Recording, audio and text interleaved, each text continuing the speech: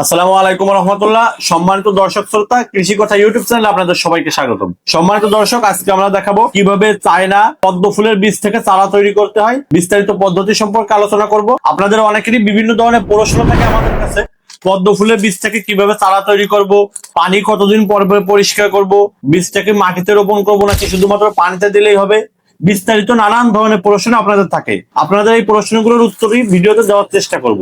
আর যদি কারোর পদ্ম ফুলের বীজ পাইকারি অথবা খুচরা লাগে, সে অবশ্যই স্ক্রিনে দেখানো হোয়াটসঅ্যাপ নাম্বারে যোগাযোগ করবেন। সম্মানিত দর্শক, আমাদের থেকে চায়না বীজ নিলে প্রতিটা বীজের মুখগুলো কিন্তু আপনি ঘষা পাবেন। সাধারণত আমাদের দেশি বীজগুলো থাকে, বীজগুলো কিন্তু মুখটা বন্ধ থাকে।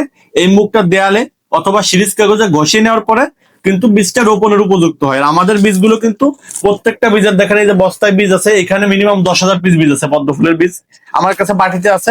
এই বীজগুলো কিন্তু আপনার মুখটা ঘষা থাকে, যার কারণে আপনার বাড়তি করে ঘষে নিতে হয় না। যার জন্য অনেকেই প্রশ্ন করেন, ভাই মুখটা কি ঘষা লাগবে কিনা? আমাদের থেকে বীজ নিলে মুখ ঘষা লাগবে না। দ্বিতীয় ব্যাপার হচ্ছে, এটা কি সরাসরি পানিতে রোপণ করবো না কিভাবে কি করব? আপনি জাস্ট আমাদের থেকে বীজটা নেবেন, নেওয়ার পরে যে কোনো বালতি অথবা বাটি অথবা যে কোনো পাত্রের ভিতরে আপনি শুধুমাত্র বীজটাকে ভিজিয়ে রাখলেই 2 থেকে 3 দিন পরে বীজ থেকে গাছ বের হওয়া শুরু হবে। এবং কয়েকদিন ভিতরে, 1 সপ্তাহ থেকে 10 দিনের ভিতরে আপনি দেখতে পারবেন গাছটা কিন্তু পর্যাপ্ত পরিমাণে বড় হয়ে গেছে। যখন গাছটা বড় হবে তখন আপনি মিনিমাম ট্রাই করবেন 15 থেকে 20 লিটারের একটা বালতি নেওয়ার, অথবা যদি বড় ড্রাম নিতে পারেন আরো ভালো হয়। আর যদি আপনি পুকুরে বা জমিতে চাষ করেন, সেক্ষেত্রে আপনি সরাসরি জমিতে বীজটা বপন করে দেবেন। বালতি বা ড্রামের নিচে এরকম সাইজের একটা বাটি আপনি ব্যবহার করবেন। এই বাটিতে আপনি যেটা করবেন, বালি এবং কাদা মিশ্রিত মাটি, এই মাটিটা দিয়ে মানে বাটিটা পরিপূর্ণ করে নেবেন। নেওয়ার পরে গাছ সহ পদ্ম বীজ এই বাটির ভিতরে আপনি লাগিয়ে দিবেন। লাগিয়ে দেওয়ার পরে আপনি কিন্তু রেখে দিলে গাছটা আস্তে আস্তে ওইখানে দাঁড়িয়ে যাবে এবং গাছটা কিন্তু ওইখানে বড় হবে। অনেকের আরেকটা প্রশ্ন থাকে যে ভাই পানি পরিবর্তন করব কতদিন পর পর? আপনি সাধারণত 2 থেকে 3 দিন পর পর পানি পরিবর্তন করবেন। আর একটা জিনিস করবেন, সেটি হচ্ছে অল্প পরিমাণে ছত্রাকনাশক পানিতে ব্যবহার করবেন।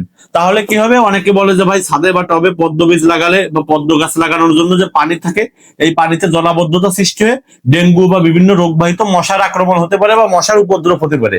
আপনি যদি ছত্রাকনাশক ব্যবহার করেন, সেক্ষেত্রে কোনো ধরনের মশা এগুলো হবে না এবং আপনি কিন্তু পরিপূর্ণ নিরাপদ থাকতে পারবেন। আর একটা আমরা কমন প্রশ্ন পাই, সেটি হচ্ছে ভাই একটি বীজ থেকে কতগুলো গাছ হয়, একটি গাছ কতদিন ফুল দেয়? সম্মানিত দর্শক, একটি বীজ থেকে একটি গাছ হয়। একটি গাছ কিন্তু আরো বিভিন্ন গাছের জন্ম দেয়, গাছের গোড়া থেকে আরো বিভিন্ন গাছ হয় এবং গাছগুলো কিন্তু দীর্ঘদিন বেঁচে থাকে। আপনি চাইলে একটা বীজের গাছ থেকে আপনি বছরের পর বছর ফুল নিতে সক্ষম হবেন, যদি সঠিকভাবে পরিচর্যাটা করতে পারেন।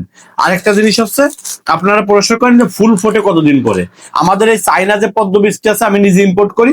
এই বীজগুলো যদি আপনি সংগ্রহ করেন, সেক্ষেত্রে আপনার ফুল হতে সময় লাগবে 4 মাসের মতো, 4 মাসের আশেপাশে। এবং এটি কিন্তু সারা বছর চাষ উপযোগী। আপনি যদি টবে বা ড্রামে চাষ করেন, সেক্ষেত্রে আপনি সারা বছর এই পদ্মটা চাষ করতে পারবেন। আর যদি আপনি পুকুরে চাষ করেন, সেক্ষেত্রে একটি জিনিস অবশ্যই লক্ষ্য রাখতে হবে, যেন সাদা মাছ না থাকে, যারা আমরা কাপ জাতীয় মাছ বলি।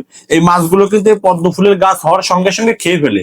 এই জন্য এই মাছ যদি পুকুরে না থাকে, সেই পুকুরে আপনি অবশ্যই নিরিবিলে পদ্ম বীজ চাষ করতে পারবেন। সম্মানিত দর্শক শ্রোতা, পদ্ম বীজ সংক্রান্ত কোনো ধরনের প্রশ্ন থাকলে অথবা কোনো তথ্য জানার প্রয়োজন থাকলে অবশ্যই স্ক্রিনে দেখানো নাম্বারে যোগাযোগ করবেন এবং যে কোনো ধরনের কৃষি পণ্য নিতে আমাদের সঙ্গে যোগাযোগ করবেন। সবাই ভালো থাকবেন, সুস্থ থাকবেন, কৃষি কথা ইউটিউব চ্যানেলের সঙ্গে থাকবেন। আসসালামু আলাইকুম।